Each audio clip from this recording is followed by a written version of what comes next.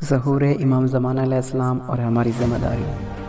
ہم ایک ایسے دور میں زندگی گزار رہے ہیں کہ جب کہ ہمارے امام غائب ہیں اور ان کے ظہور کے سلسلے میں کوشش کرنا ہمارا فرض ہے۔ اس صورت میں ہماری چند اہم ذمہ داریاں یہ ہیں۔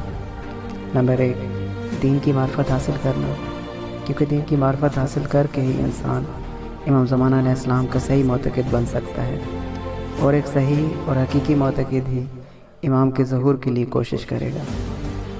نمبر 2، امام کی معرفت حاصل کرنا، کیونکہ جس قدر امام کی معرفت زیادہ ہوگی اسی قدر انسان امام کی ضرورت کو محسوس کرے گا، اور انسان کے دل میں امام سے ملاقات کا شوق پیدا ہوگا، اور ایسا شخص ہی امام کے ظہور کی تیاری کرے گا۔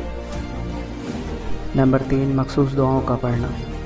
ائمہ معصومین علیہ السلام کے دور غیبت میں بعض دعاؤں کو زیادہ سے زیادہ اور توجہ و دقت کے ساتھ پڑھنے کی تاکید کی گئی، جیسے دعائے عید، دعائے ندبہ اور دیگر دعائیں۔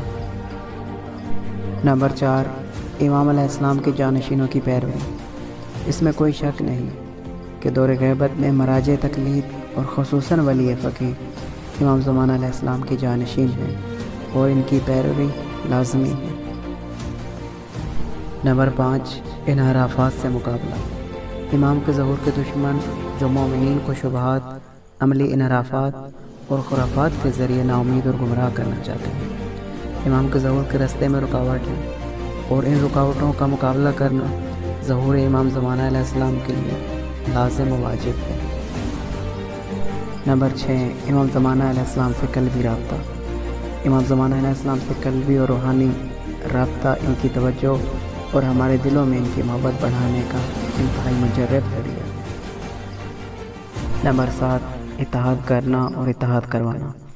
امام زمانہ علیہ السلام کی عالمی حکومت کے لیے لوگوں کا تیار اور آمادہ ہونا شرط اول ہے، اور مسلمانوں اور مومنین کے اتحاد کے بغیر یہ امر ناممکن ہے۔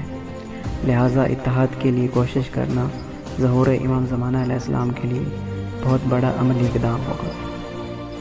نمبر 8، دلوں میں امام زمانہ علیہ السلام کی محبت بڑھانا۔